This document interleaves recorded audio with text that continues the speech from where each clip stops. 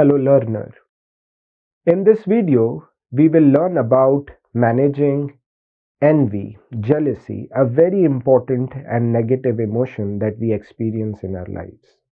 We will apply the principles of emotional intelligence that we have been learning in earlier videos to this emotion, which is envy. This is just to remind you the framework on which we are working, understanding emotions.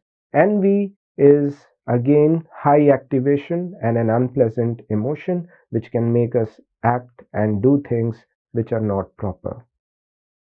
Let us start by practicing the same exercise, which is we will reflect on our envy. Let us reflect on the last episode of envy that we experienced. Ask yourself, what was the event? Why you experienced envy? What was the thought you had? And what did you do when you experienced envy? When we reflect on envy, if we spend some time thinking about why we experience jealousy and envy, it can be boiled down to one word, which is comparison. We live in a world, and the ego, which is driven by the need for survival, is constantly comparing ourselves with others. It is constantly benchmarking me with people around me and trying to judge whether I am good enough, whether I am good, I have those qualities that others have, and so on. Can I survive in this world when others have these qualities around me?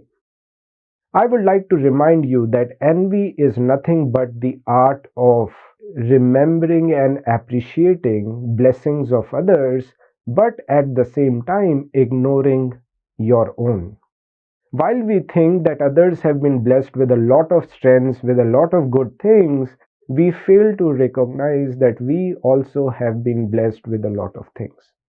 Comparisons are important in life, extremely important, but comparisons should only be used for inspiration, inspiring us to work hard, inspiring us to do better.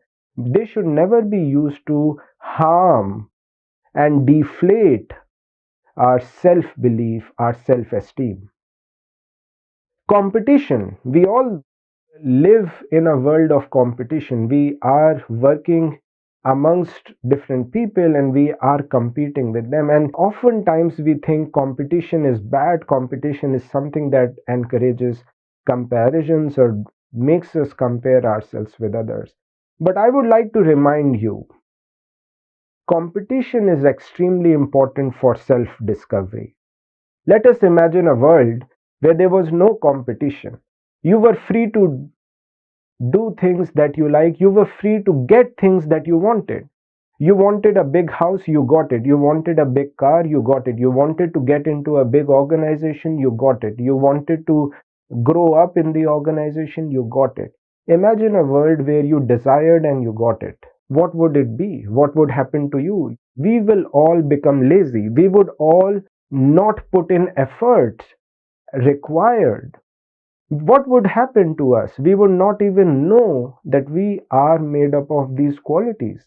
I can work hard. I can work 12 hours a day. I could persist. I could persevere. I could make efforts to achieve. And it is with these realization that we get self-belief and confidence. If we had never tested ourselves, we would never be confident about who we are.